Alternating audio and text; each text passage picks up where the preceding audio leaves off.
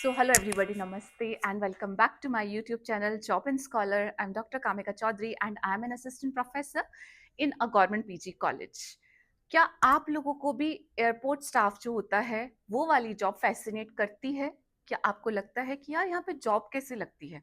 तो आज की वीडियो में मैं आपको एयरपोर्ट पे जो जॉब होती है कस्टमर सर्विस एग्जीक्यूटिव या कस्टमर सर्विस एसोसिएट की, जो लोग आपका चेक इन कराते हैं, जो लोग आपके डॉक्यूमेंट चेक करते हैं, जो लोग आपका वीजा वेरीफाई करते हैं, ठीक है, वो वाला जो स्टाफ होता है, उस स्टाफ को हम कस्टमर सर्विस एसोसिएट स्टाफ बोलते हैं, जो कि कस्टमर को सर्विस प्रोवाइड कराता है, चेक इन कराता है।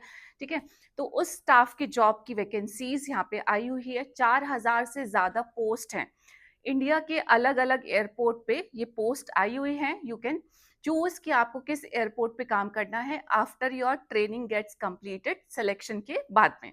ठीक है, तो 4,000 के करीब पोजीशंस हैं। आपका जो क्वालिफिकेशन क्राइटेरिया है एलिजिबिलिटी का, वो क्वालिफिकेशन क्राइटेरिया में आप सिर्फ 12th पास होने चाहिए हो।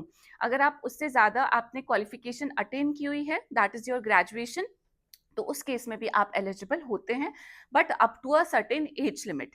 इस वीडियो में हम यही सारे इंपॉर्टेंट रिक्वायरमेंट चेक करने वाले हैं।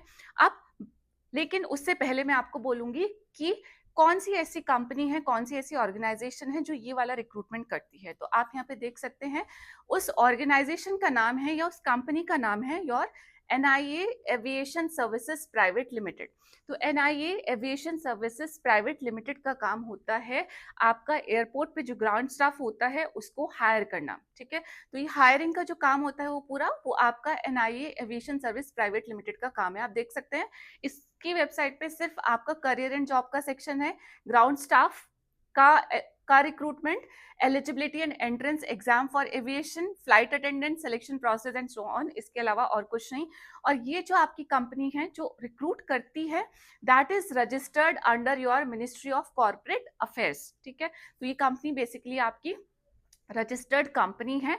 रजिस्टर्ड कहाँ पे है? मिनिस्ट्री ऑफ कॉर्पोरेट अफेयर्स में ही आपकी रजिस्टर्ड है। ये है हमारा, यहाँ पे देख सकते हैं आप, apply for the customer service associate. यहाँ पे अप्लाई नाउ पे क्लिक करेंगे तो आपका रजिस्ट्रेशन का पेज ओपन अप होके आ जाएगा ऑन टू द रजिस्ट्रेशन वाला पेज। क्रिएट न्यू अकाउंट आपका आ गया है, आप अकाउंट क्रिएट करेंगे, रजिस्टर हो जाएगा, एंड देन आफ्टर दैट आप अपना एप्लीकेशन फॉर्म को फिल करेंगे।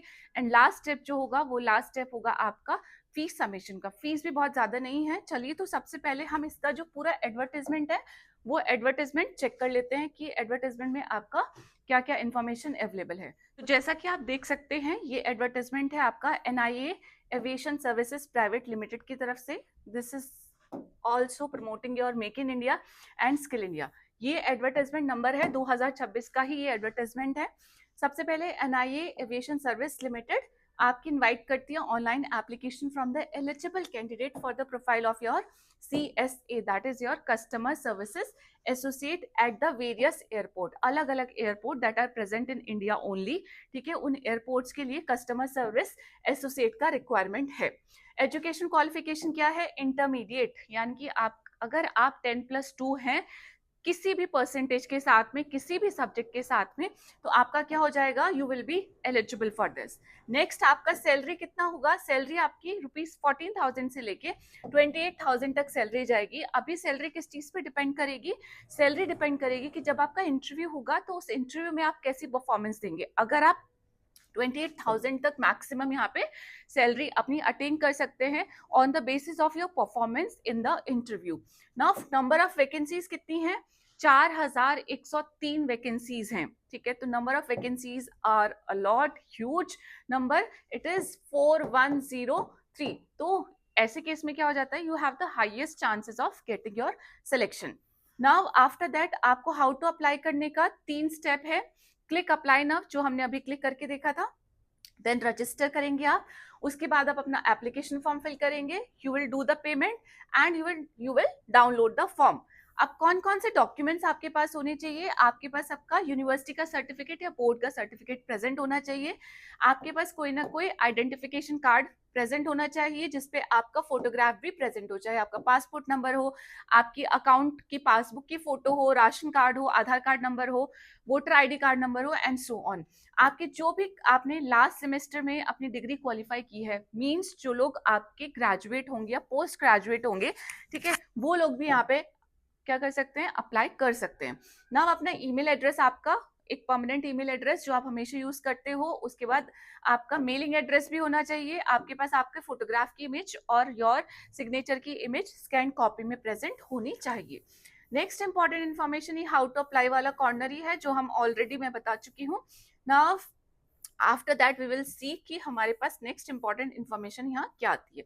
नेक्स्ट इंपॉर्टेंट इन्फॉर्मेशन आपकी आती है कि फीस कितनी होने वाली है। तो कस्टमर सर्विस एसोसिएट, आप किसी भी कैटेगरी से बिलोंग करते हो, इन दैट पर्टिकुलर केस आपको 400 प्लस जीएसटी की फीस पे करनी पड़ेगी। इसे ऑल इन ऑल हम समझ लेते हैं अप्रोक्सीमेटली 450 या 500 रुपए के आसपास। तो 500 रुपए के आसपास आपको फीस यहाँ पे सबमिट करनी पड़ेगी।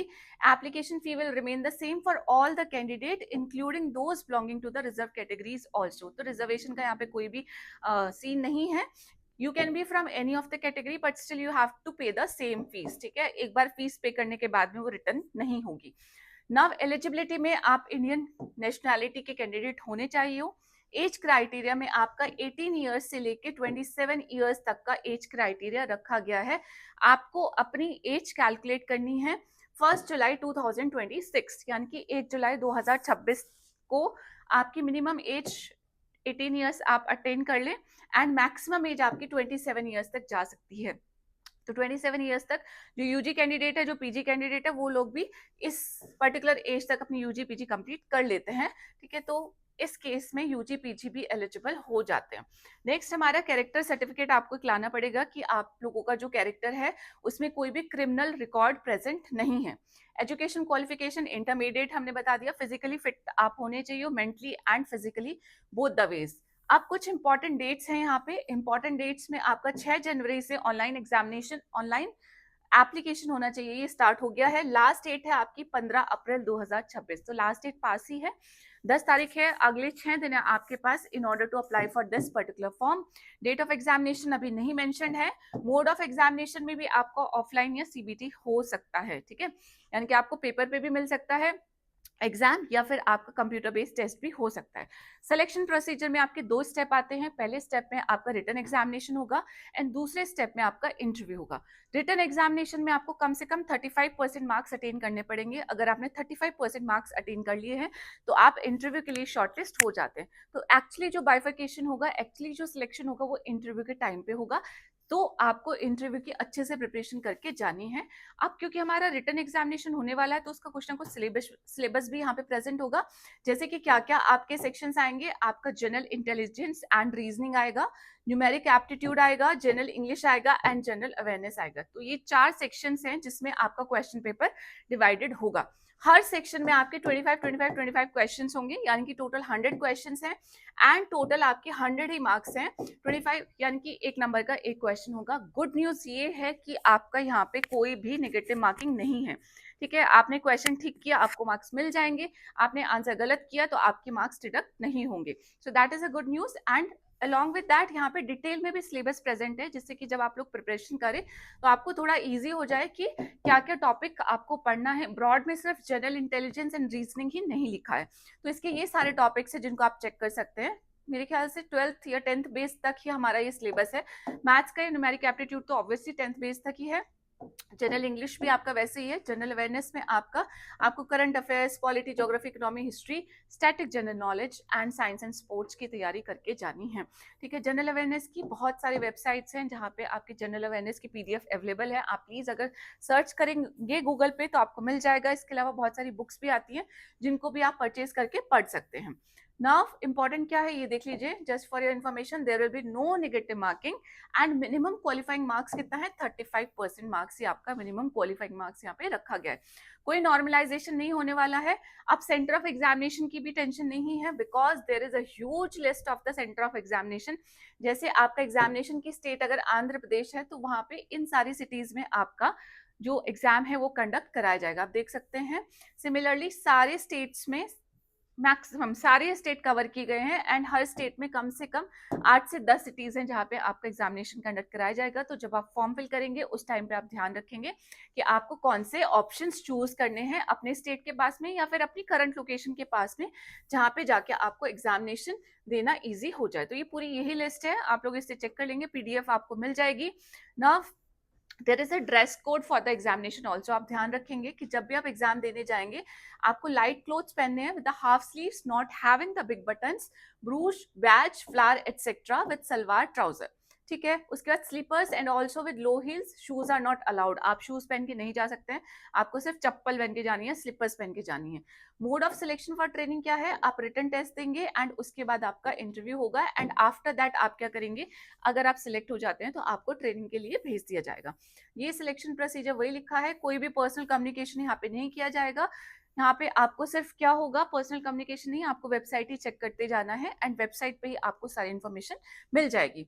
नाउ सैलरी देखिए यहाँ पे लिखा हुआ है, salary of the candidate will be in between this approximately and it will be decided on the basis of the candidates interview. यानी कि जब आप रिटर्न क्वालिफाई कर लेंगे, जो कि सिर्फ 35% मार्क्स पे ही आप क्वालिफाई कर जाएंगे, 100 में से 35 नंबर लाएंगे सारे सेक्शंस में कंबाइंड, तो भी आप क्वालिफाई कर लेंगे। But the real deal comes जब आप इंटरव्यू के लिए जाएंगे। तो जब इंटरव्यू के लिए जाएंगे तो उस टाइम पे आपको अपना 100% देना होगा, वहां पे 35% से काम नहीं चलेगा। You need to crack the interview also. Along with that आपका दूसरा पर्पज होना चाहिए कि आप मैक्सिमम सैलरी यहाँ पे ले पाए, और वो मैक्सिमम सैलरी तभी मिलेगी जब आप इंटरव्यू में अच्छे से परफॉर्म करेंगे। इंटरव्यू की परफॉर्मेंस आपके प्रेजेंस ऑफ माइंड पे, आप कैसे अपने आप को प्रेजेंट कर रहे हैं, कैसे बोल रहे हैं, कैसे कम्युनिकेट कर रहे हैं, कैसे आंसर कर रहे हैं, उसी के साथ साथ में आपका जो अटायर होगा कि आप कैसे बन के गए हैं, what you have wear, what you how you are presenting yourself, ठीक है। ये ही कुछ इंपॉर्टेंट आपके पॉइंटर्स हैं जो मैटर करते हैं at the time of the interview. तो इंटरव्यू से पहले पहले अपना आप मॉक इंटरव्यूज की प्रैक्टिस कर सकते हैं, क्या पहन के जाना है, क्या नहीं पहन के जाना है, वो सब भी चीज़ें डिसाइड करके रखिए।